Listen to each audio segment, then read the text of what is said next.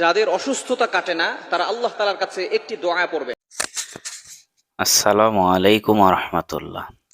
প্রিয় ভাই ও বোনেরা, দিনী আমল টিভিতে আপনাদের স্বাগতম। আশা করি আপনারা আল্লাহর রহমতে ভালো আছেন। আমিও ভালো আছি, আলহামদুলিল্লাহ। প্রতিদিনের মতোই আজকেও আমি আপনাদের মাঝে একটি গুরুত্বপূর্ণ আমল শেয়ার করব। প্রিয় বন্ধুরা, আমলটি আমি একটি গুরুত্বপূর্ণ কিতাব থেকে সংগ্রহ করেছি।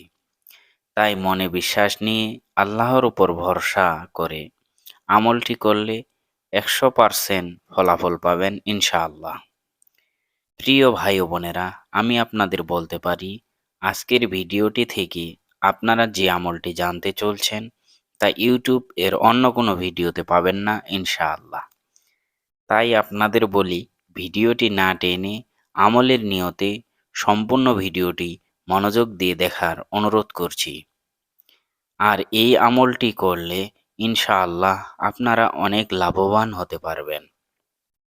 প্রিয় ভাই ও বোনেরা, এমন অনেক আমল রয়েছে, তার মধ্য থেকে একটি মাত্র আমল আপনাদের উপকারের উদ্দেশ্যে আমল করার জন্য আপনাদের সাথে শেয়ার করছি।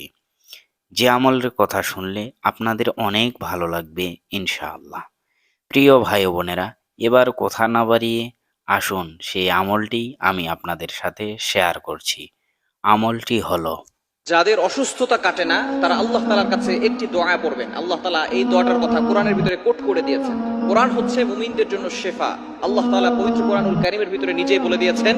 15 নম্বর পারা আল্লাহ পাক রব্বুল আলামিন নিজে জানিয়ে দিয়েছেন সূরা বনী ইসরাঈলের ভিতরে, ওয়ানুনাজ্জিলু মিনাল কুরআনি মা হুয়া শিফাউ ওয়া রাহমাতুল লিল মুমিনিন।